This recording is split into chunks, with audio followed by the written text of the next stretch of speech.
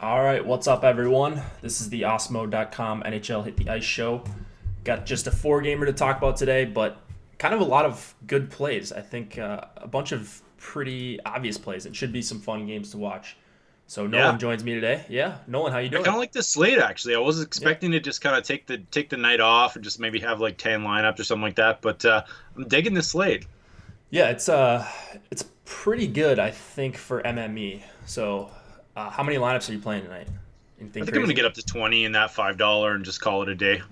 Yeah, I'm maxing the $5. So we also have a little bit of a Nice. later start.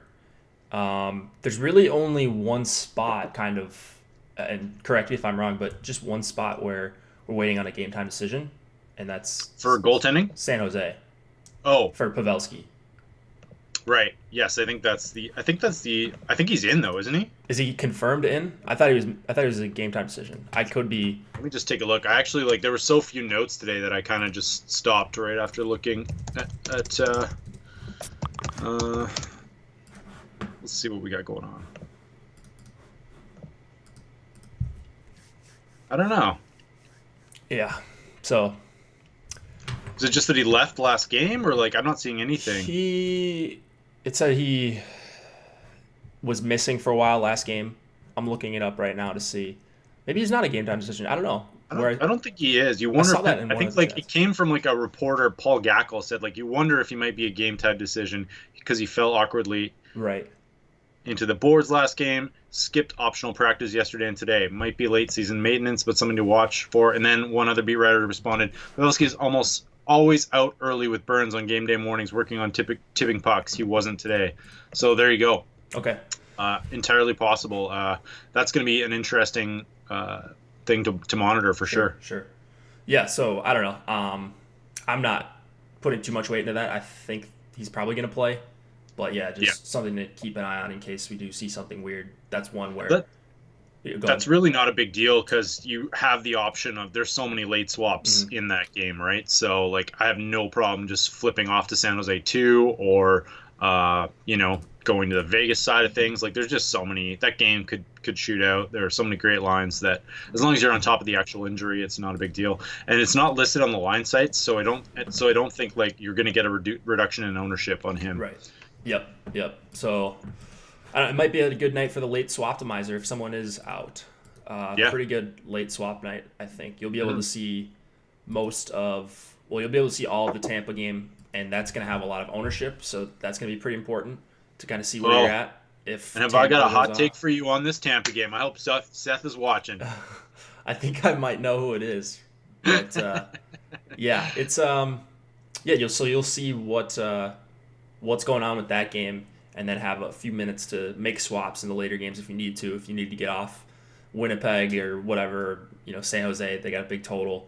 Like if you're chasing, you might want to think about making some swaps and try to get the Hail Mary to cash some lineups. But I've been Yeah. messing around with the late swap measures a little bit more in NHL lately. Uh, Came in handy last night, just getting the right line combos in when Drew was in. So would recommend you guys do that because there's definitely an edge in late swap. I think in NHL DFS, even though you don't really think of that as a big late swap sport, it comes in handy. Yeah, absolutely. Where do you think ownership is going tonight?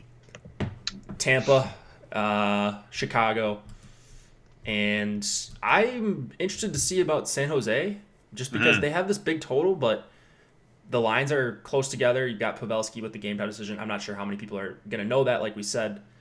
Um, and then, like I think Winnipeg one might be sneaky chalky as like a play that people are going to talk themselves into as a pivot off of Tampa two, just Yeah, because. And I don't think it's going to be like people are going to think they're being sneaky with it because they're on the road, but I think Winnipeg one's going to be pretty popular. So, yeah, what yeah. about I you? agree. I What do kind you of think see? they'll be the second or third highest owned line of the night. Tampa two, and then maybe Chicago. Some sort of something to do with Chicago. I don't know if they'll like people will put Kane with Tays and Sad or what, but Yeah, that's the thing too. I'm struggling with whether or not to put Kane with Tays and Sod or to keep Sakura up there, just yeah, because it, I think like he's that gonna so take like shifts with them. He's gonna take shifts yeah, with he's them. gonna take shifts, but like the Sakura, you get the bargain on ownership, and you get the price discount as well, right? Like the problem is you're not getting the ice time, but I don't know. I think both are viable. Yeah. Because you still have the Taves Kane power play correlation, so what I might do there is split it, just kind of split the ownership, like do some full Chicago 2, do some full Chicago 1s, and then kind of calculate more, and then Taves, Kane, and Saad together, and have all my bases covered. I hate at some point that's got to be considered wasting lineups because those both aren't going to be the nuts probably. So that's the only thing I don't like is just like spreading it around and using extra lineups when I could allocate those shares elsewhere. So that's the only thing I'm having trouble with. But I guess there are two $0 price defensemen on FanDuel. I don't know. Are you playing over there tonight? Probably not, right? No. What is it? There's two guys that are $0.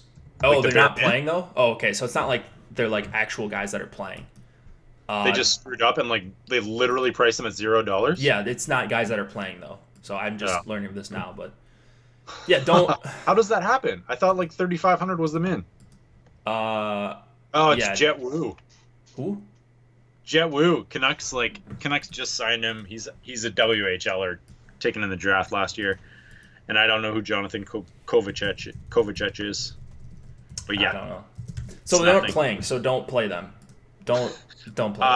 I see what you're saying. Like people are gonna try and go like all high price stars and then put them in at 0. Don't play that. Don't do that. Just play it straight up. Play guys that can accrue points. Don't take a 0 in your lineups. This is true. Don't do that. Yeah, there's enough value to go around that you don't need to. Yeah, I don't think you need to do that. Like there used to be, I don't know if this was still a thing, but like people would take like the very cheapest goalie on the slate to like save money and jam in 2 high price things, and that goalie wasn't starting. Like, do people still do that? I don't think so. I think they upped the minimum on goalies. So even if you're a goalie by position, you have to be 6,500 at least. Yeah, that's right. So maybe that's what happened because like especially on DK, it's like what 6 or a FanDuel, it's like 7. You might as well just take Demko. He's min priced anyways. Yeah. I'd rather play a goalie against a team like that I'm stacking rather than play a guy that's going to get 0 points, you know? Because at least if it's a high event game, the goalie could rack up some saves. So you definitely can take down a GPP with a 0. Yeah, that's happened before, but why would you want to automatically have a 0? Like, you know what I'm saying? Like it's very rare that you can take a GPP down with a 0, but people are going to do that. They're going to play the $0 price guys, and I just don't think it's necessary, basically ever. Like the Kike Hernandez thing in MLB DFS a few years ago. Like everybody wanted to play a $200 Kike Hernandez, and is that right? Yeah, he was $200 on FanDuel. So I don't know. I usually just try to let projections take care of that kind of stuff.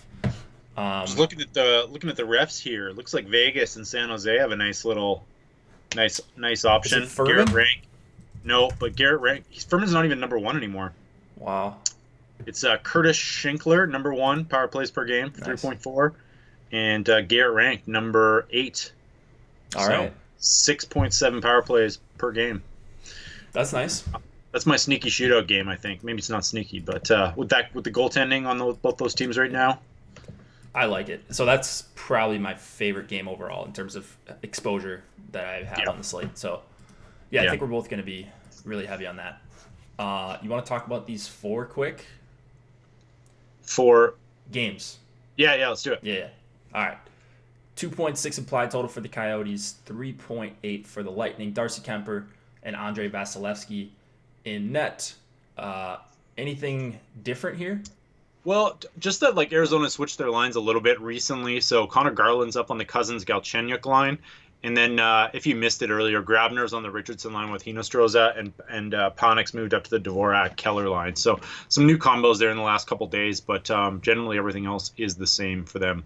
I kind of like Galchenyuk with Garland. That's going to be a pretty offensive line, but pretty bad defensively probably too. So yeah. Not in this matchup, but just generally, I mean. No, I got you. I don't know if we're going to see line matching here for Tampa, but if Yeah. we do, I think we're going to see Tampa's third line go up against Dvorak, Keller, and Panik, and then kind of the point line would go up against Richardson and Cousins, Galchenyuk, Garland. Same thing with the Stamkos line. They've been doing some more matching with the third line.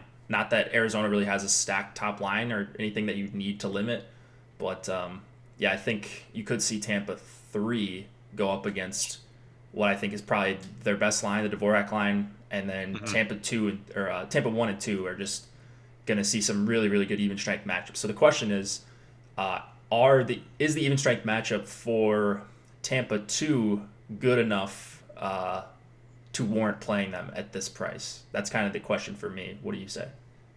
Yeah, I don't know. It's interesting. Like I feel like it's a good play. It's probably going to be the most owned line of the night. So if you're on a 4-game slate like this, I think like you're going to want to get a little bit creative with who you pair them with, because like a Tampa 2, Winnipeg 2 stack is probably going to be owned 50 times, right? So if you're entering a large GPP anyways, like I think on these slates you really have to think about if you're going to take the chalk, how you're going to construct your lineup to be different than other people. Mm-hmm. So that's one thing to consider, but I'll have some shares of Tampa 2 for sure.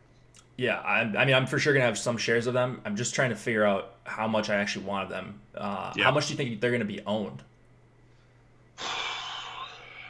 It's tough to say because people just love playing Kane. So, well, yeah. I'm gonna say like 20, like as a line combo, like Tyler Johnson, the lowest. I'm gonna say maybe like 20, 25. I was thinking 20-25 for Tampa. Like Kucherov 27-ish, and then like Johnson's gonna be like Johnson 19, 17, 18, yeah. So Johnson will get left off.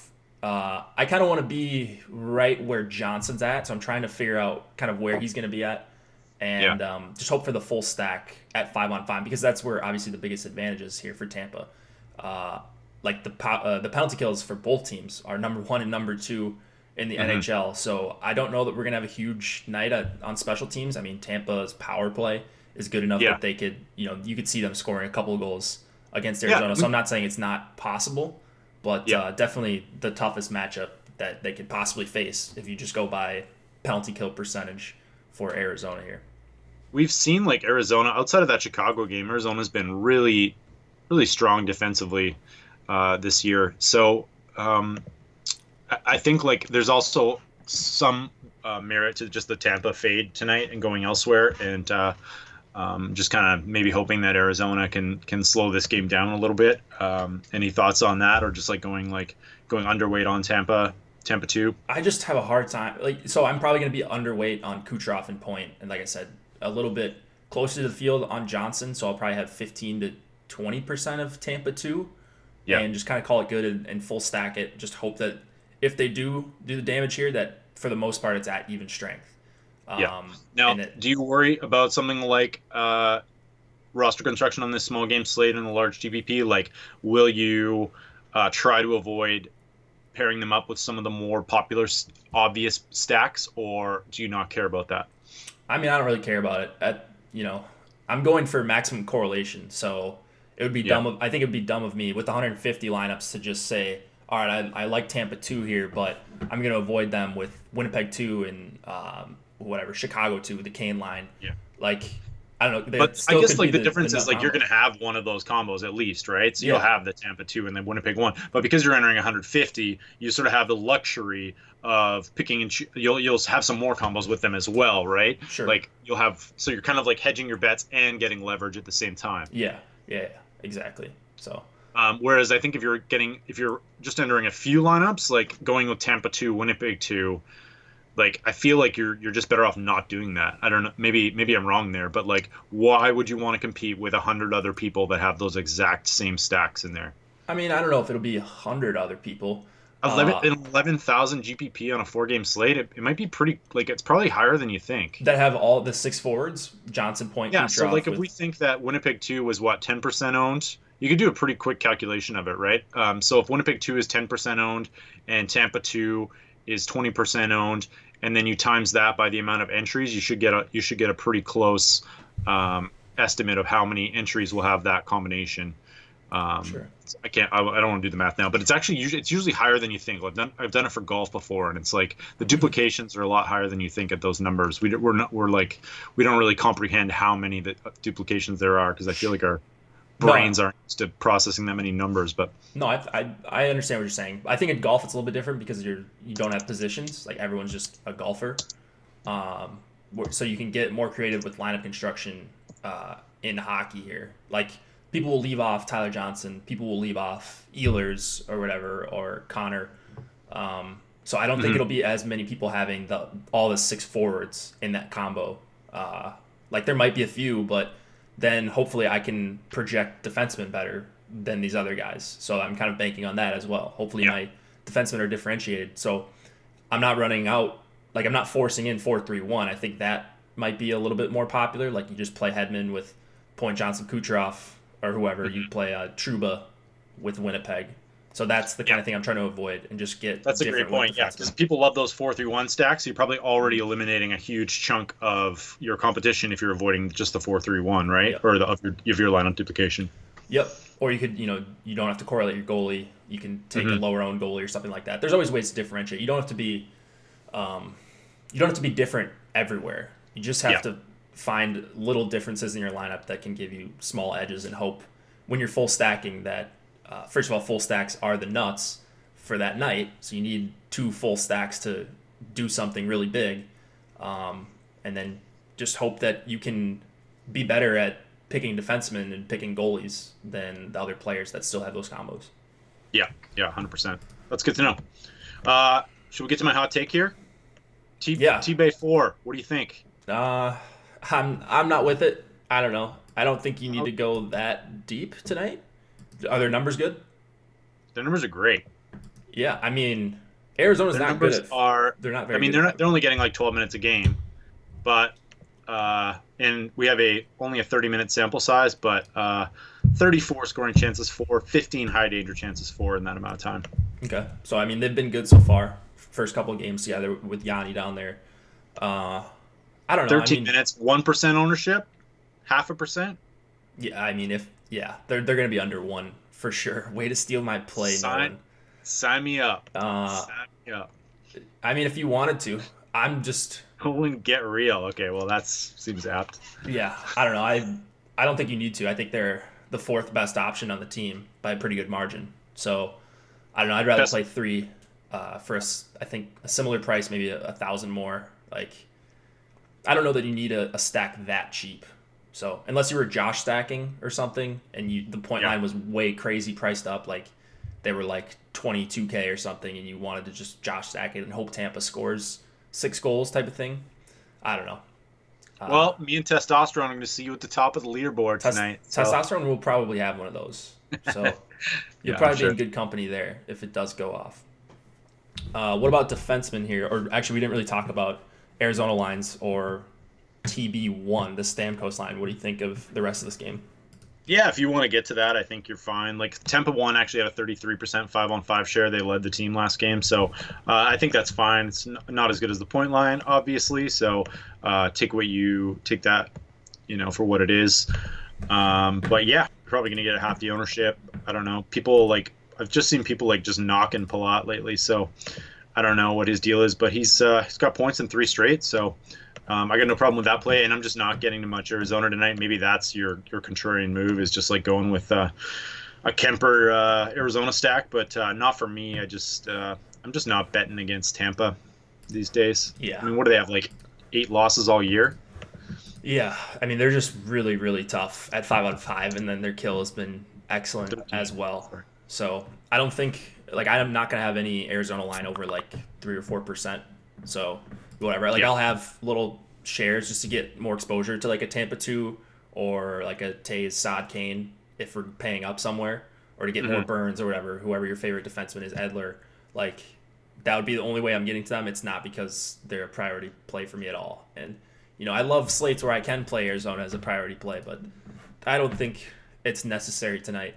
Bassey in net as well makes it even tougher. So there's just not a lot of weak spots on Tampa to attack. And then I'm not sure about the line matching either. So it's going to be mostly Tampa 1 and Tampa 2. I actually really like Tampa 1. obvious value, I think. And we're playing for even strength, and you don't need that much out of them at even strength here for this price. So good numbers so far. And I just really, really like the 5-on-5 matchup that they're going to see against the second and third lines for the Coyotes. Yeah. What about defenseman here? Yeah, I mean, Hedman's fine, I think. He's shooting more. He's getting a little more ice time of late. So 22 minutes a game, 23 minutes a game is a good projection. I got no problem with him. I'll be going to Burns more if I have that money, obviously, because that's just what we do here. But and McDonough is also fine. Don't hate him. Sergachev as well, kind of a sneaky play. I've noticed like that he's sort of been like one of these guys that I think pros have been not pros, but like they just sort of seem to like put him in as one-offs at that price just because he kind of randomly scores goals and randomly gets points. But the only concern with him is that his ice time was down last game, down to 13 minutes, so might be something to monitor. Is he skating with Hedman? Is this right? Because if he's skating with Hedman, there's your uptick in minutes right there. I haven't seen that yet, though.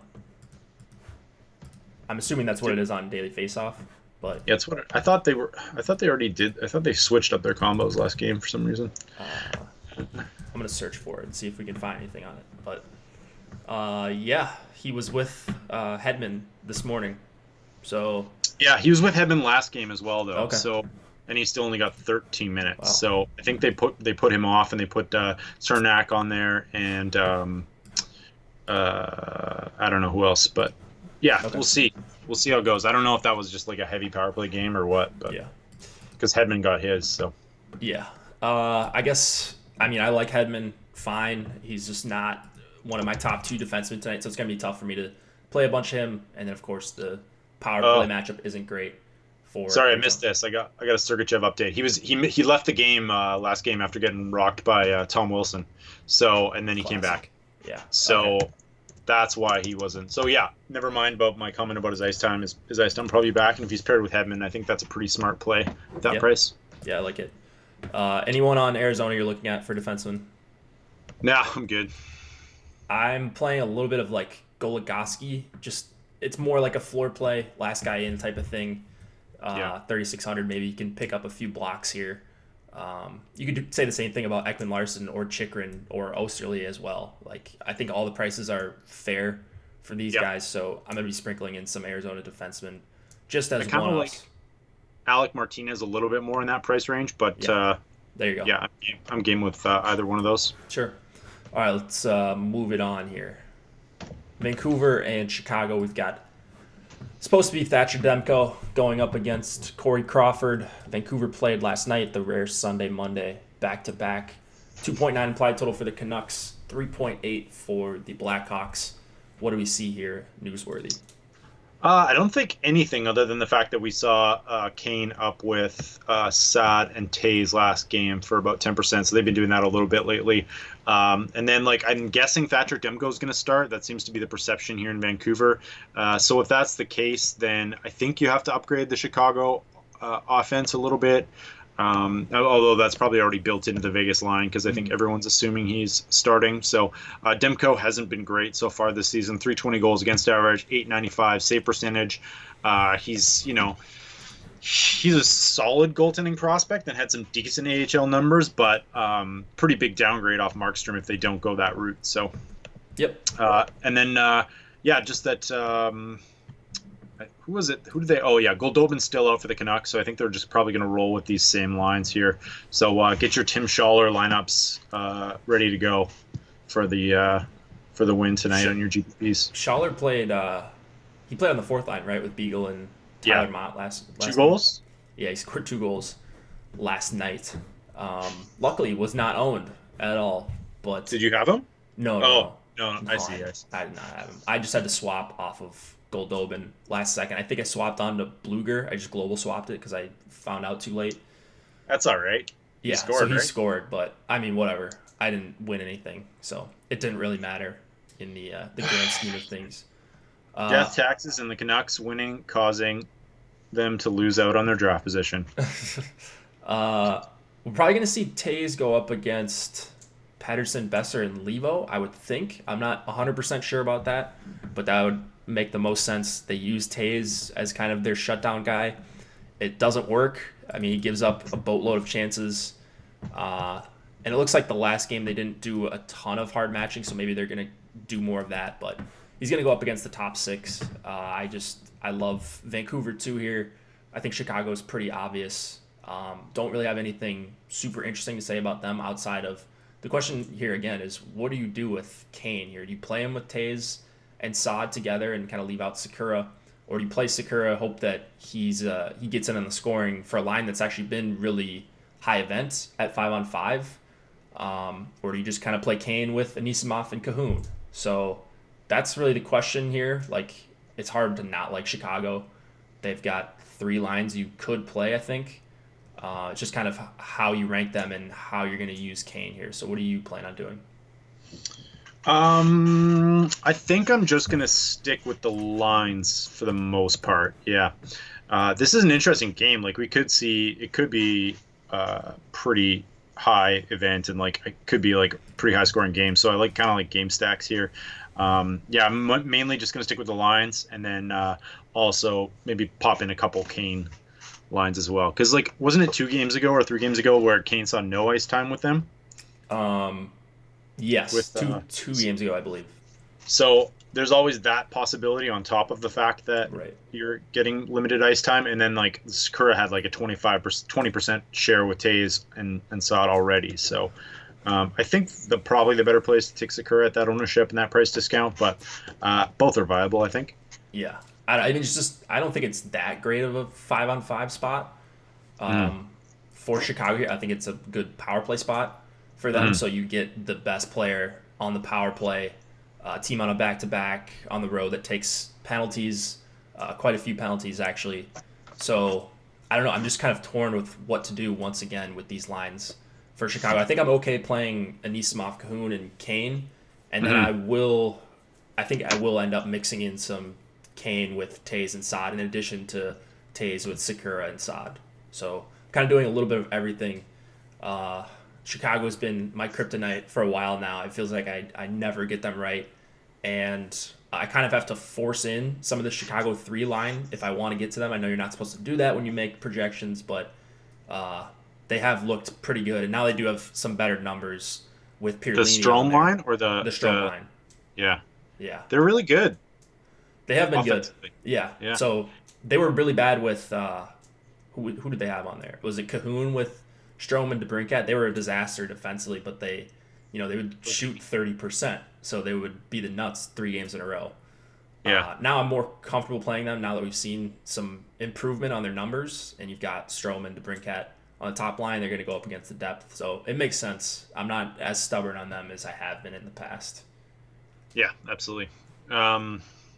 Do you? I was just going to say the Saad line with Sakura is number 1 on this slate in scoring chances for per 60. Yeah, they've been really good. 44-minute time, and then number 4 is that Chicago 3 line. So, I like both of them. Maybe Chicago 3 flies a little under the radar, but yeah, I don't know. It just feels like there's so many options on this team. There's so many different ways to stack it. I just don't know. I'm going to be staying away from Vancouver 1, just with those line mates. Like, it just feels like Eriksson and Pearson are just dragging Horvat down, and the numbers show that. It's only 10 minutes, but they're both terrible players. Yeah, they're just not good. They're just not any good. So, like, play Bo Horvat if you're like one-offing or whatever. If you're doing the Osmo 3-2-1 stack, I think Horvat is a really sick one-off at that price, and he's going to be low owned and stuff. That's the perfect one-off right there. 3-2-1. Like he plays in the top power play, or if you're doing a power play stack, you can go super expensive with Horvat, Pedersen, and Besser if you wanted to do something like that. Chicago, the worst kill in the NHL, or bottom 2 down there with Edmonton, I believe. So there's ways to get to Horvat. It's just, for me, it's probably not going to be with full stacks because Pearson and Eriksson is your line mates. It doesn't get much worse than that outside of maybe Lucic and Kassian. Anything else here? God. Poor McDavid. Still put up Demon. He still had 2 points last night too. I mean, they took him off the line. They took Lucic off pretty quick, but yeah. Yeah, I'm not getting maybe Edler here for D. Stetcher's minutes are going to be up because Tanev is out and Hutton is out. So Hmm. if you need a cheap D man, I would look to the Canucks just because the opportunity is going to be there. And then yeah, just kind of meh on the Chicago defensemen. I think like Gustafson's price is just a little too high for what he does. I agree. Yeah, but it is a good power play spot. But yeah, he's probably a little overpriced, and I can't play everyone like 5K and up here. So I've got a couple other guys that I'm really looking at. We got What's Trouba in the next game. We got go ahead. what's with Alex? Sorry, just Alex Biega's price point. Like Yeah, I was DK gonna DK say. has been overpricing Biega for like a month now, Yeah. and now it's gotten to like the extreme proportion. Uh, yeah. 25 minutes. I don't know. Maybe he's not overpriced. I guess not. He right. If he was getting power play time, I think you'd probably Yeah. have to consider him there. He still does have upside at that price. Like he still does have a goal and an assist kind of upside, Yeah. and he's going to be super low owned. So I don't think it's that terrible of a play, but Yeah. that is quite the price jump. Like 4K, I was like, okay, I could probably play some Biega, and he was coming up in projections and stuff. But Yeah. man, 4,800 now. When you can play Gustafson or I think Seabrook's an okay play actually at 5,200. Kind Yeah. of hurts that he's not on the top power Doughty. play. Yeah, Doughty at 49. So, but it's basically an ownership that macro lineup construction move. So if you've got two chalky lines, maybe. you might Yeah, want to think about Biega as a one-off, and then you're guaranteed to kind of not have duplication there. he shoots every time he touches the puck, so that's exactly what you want. Yeah. But there's another guy that's better. He only that touches the puck does 3 that. times a game. So No, no, I'm not kidding. playing with Edler. No, he's good. So He's good. Edler by far my favorite play. He's my number 2 guy tonight. I'm sure you could guess who number 1 is, but Edler's been shooting a lot more lately. Great power Nemeth? play spot and double A value from Osmo, so you got the stamp of approval there. Are you full fading Vancouver 1? Raj says. You are? mean the Horvat line? The Horvat Yeah. line. Yeah. I think I got one share. Yeah, one share of them on my last crunch. So I guess I try to stay away from saying fade for me because I'm playing 150. But yeah, I'm gonna be below the field on whatever they are if I'm playing one lineup of them. So Brent burned. Yeah, boom. We'll get to him in just a minute. Anything else here you want to talk about before we move on? No, I'm good. I just think consider some game stacks here. I think all there's some San Jose Vegas, and then this one could have some serious like just crazy high score upside. Yep. All right. Let's go to the next one. The Jets and the Kings. 3.3 implied total for the Jets. 2.6 for the Kings. Laurent Brossoit going up against likely Jonathan Quick. Any news here? Just that Kovalchuk is back for the Kings. I think he missed last game. I'm not sure why. So he's in a line with Carter and Leipzig. Leipzig is like a Connor Brown level anchor on that line, but interesting spot. I think everything's the same for both teams by and large. Okay. You see anything different? I don't think so. Grunstrom has been up with Kempe and Toffoli for a while now, or a couple games. So Yeah. that's not new. LA is going to grade out as really good values, probably no matter which projection systems you're using. In mine, especially because I do factor in home road splits. So Winnipeg's just a much worse defensive team on the road. They've kind of been bad defensively this last stretch, wherever they've played at, but especially on the road for the whole season. So what I would do if you're using my projections is probably just limit your LA exposure if you're not comfortable with a bunch of them. Because it's going to prioritize the top defensemen, and then you're going to get these super cheap Kempe stacks, the Carter stacks, all this stuff. So I think we're going to see Kopitar go up against Scheifele, Wheeler, and Line A. And Yeah. I keep changing my mind on what I think about the Kopitar line just in general as a shutdown line, because 2 games ago they smashed Nashville 1, which is a line that I have a ton of respect for. I think Nashville 1's like a top 5 line in the NHL. And, the Scheifele line is probably somewhere up there. Their numbers aren't nearly as good. Like, they're pretty bad defensively. So I wonder if this Kopitar line can limit Scheifele, Line and Wheeler. And then I just think that this Scheifele line is also going to be pretty chalky. I think they're going to be over 15%, maybe 20%. Depending, like in large field tournaments. Even though they're expensive, I think this is going to be a popular pivot that people go to off of Tampa too. So Yeah. What are your favorite plays here? You kind of know what mine are. I mean, yeah, just looking at Winnipeg too, it's interesting. It's kind of tough because Winnipeg splits are always bad on the road, and I don't quite know why that is. Why they're so pronounced, you know. Winnipeg's defense core is fairly depleted, or sorry, LA's both defense cores really are depleted. So I think Winnipeg 2 is going to be kind of chalky, though. That's like they're a great play and they're great value, but they're probably going to be the most popular filler stack on the night, just at that price point. Yeah, I think so. Like, I don't know who else is like in that price range. Let's just take a look at the stacks here. So they are Winnipeg 2, $15,000. So in that, I mean, I guess Winnipeg, Vegas 1 is that price, so they might steal some of that ownership. Chicago 2, Tampa 1. Okay, never mind. I take that back.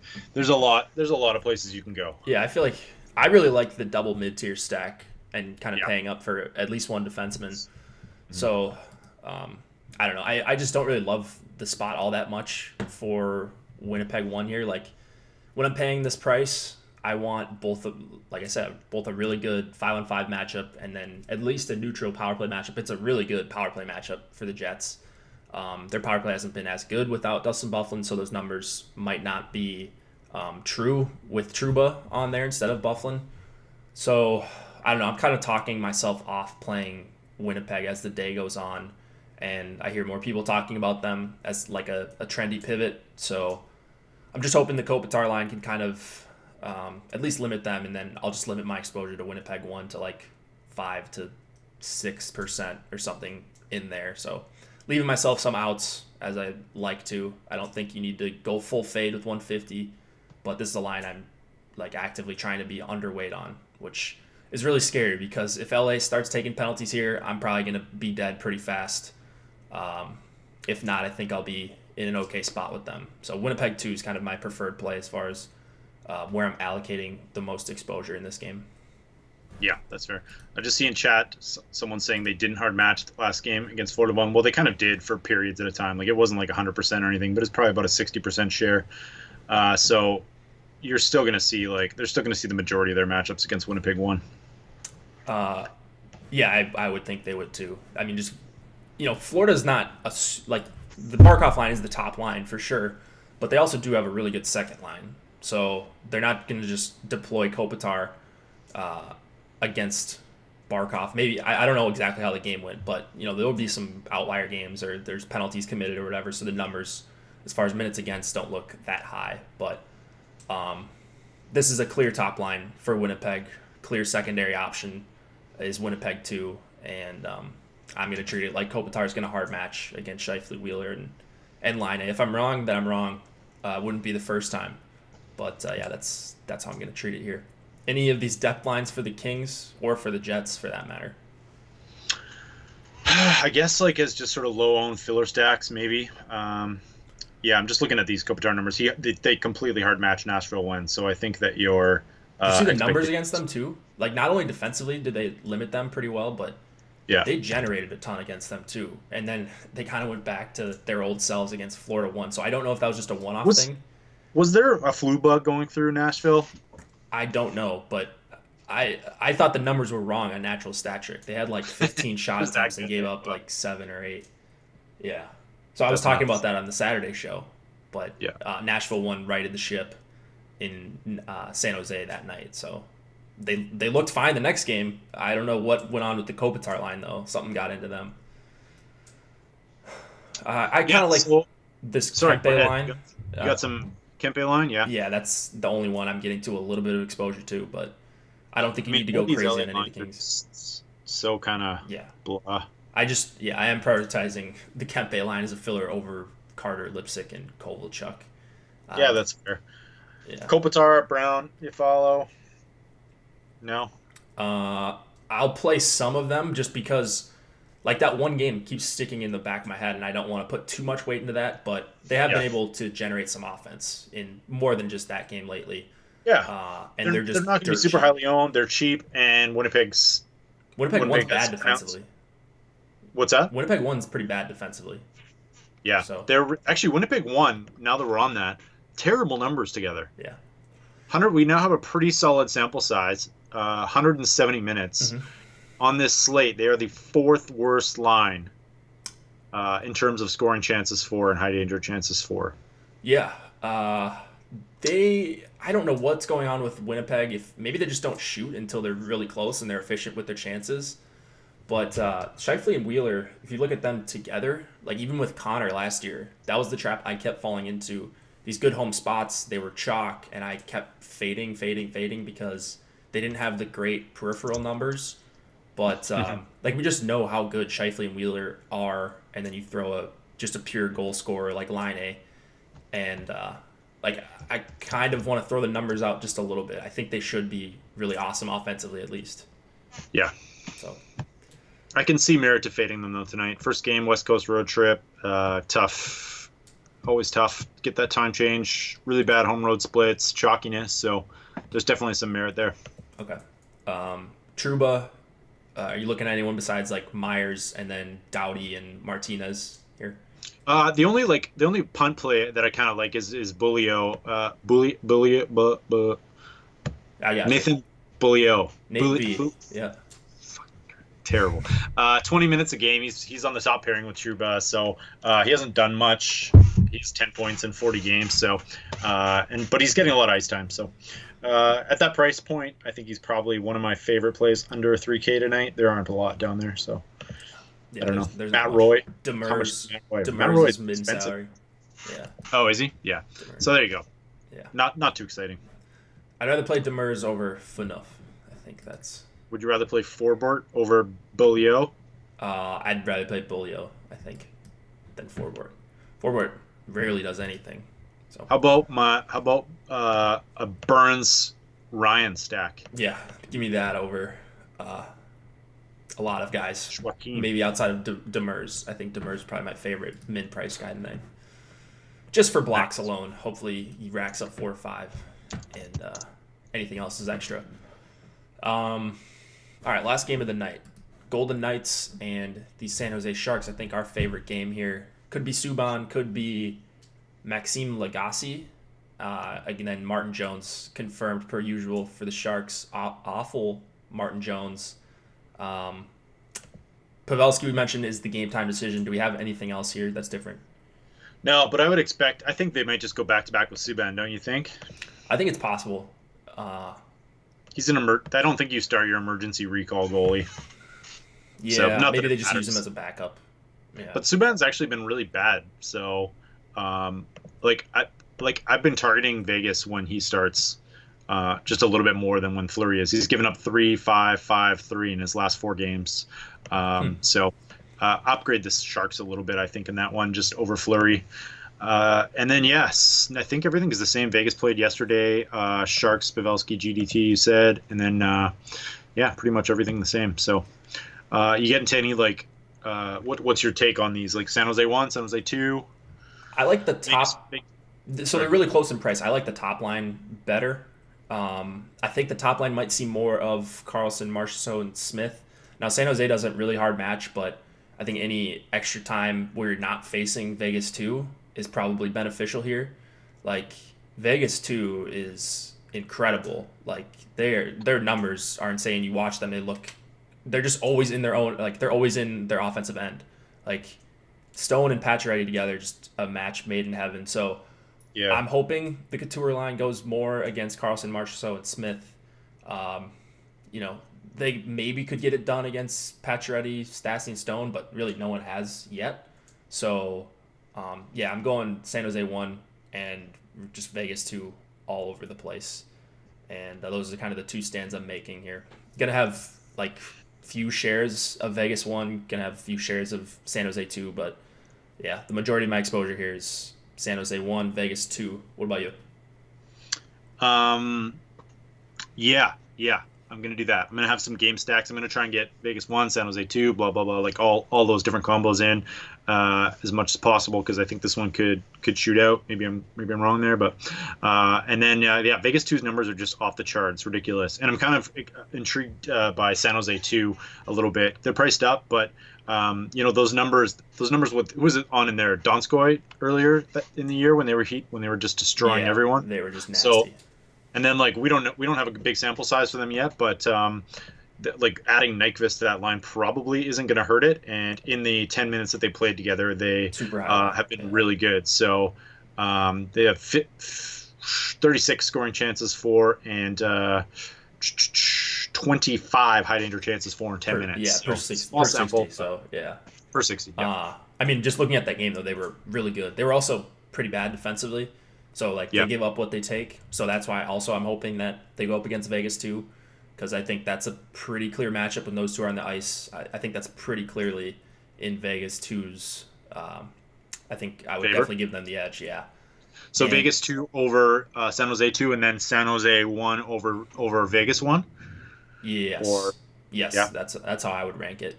And Vegas 1 was the nuts last night, and they're cheap. So it's I think it's kind of like a price that DK's getting you to bait on.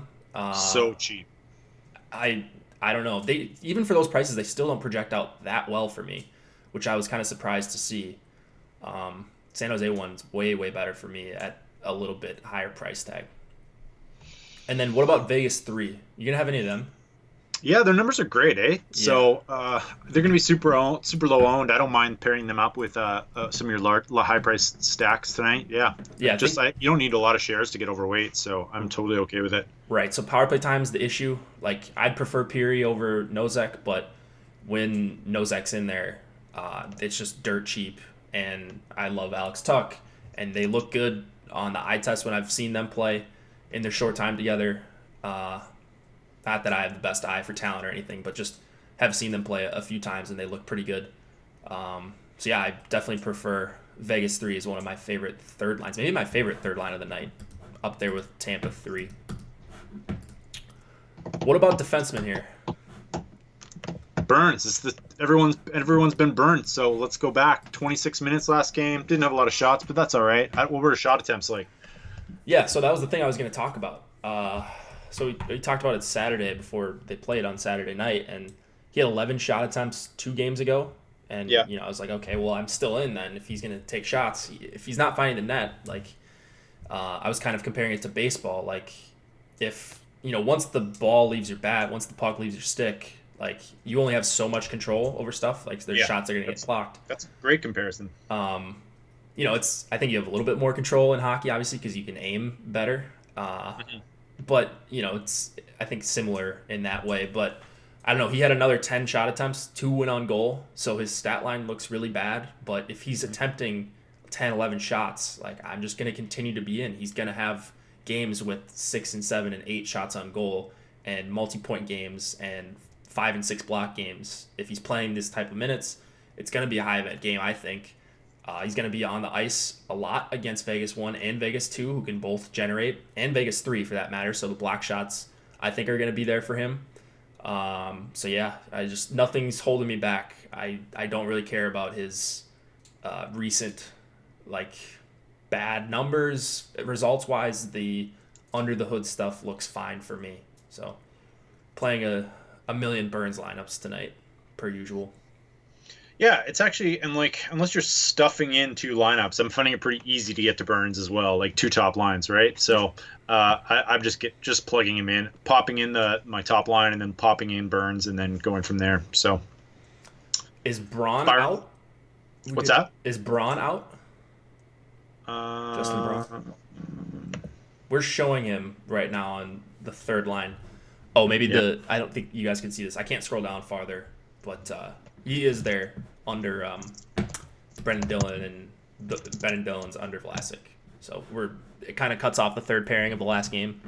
But yeah, it looks like Braun is in with Dillon, which is standard. Heed with Vlasic. Yeah, so I really love this game. This is gonna be by far my highest exposure.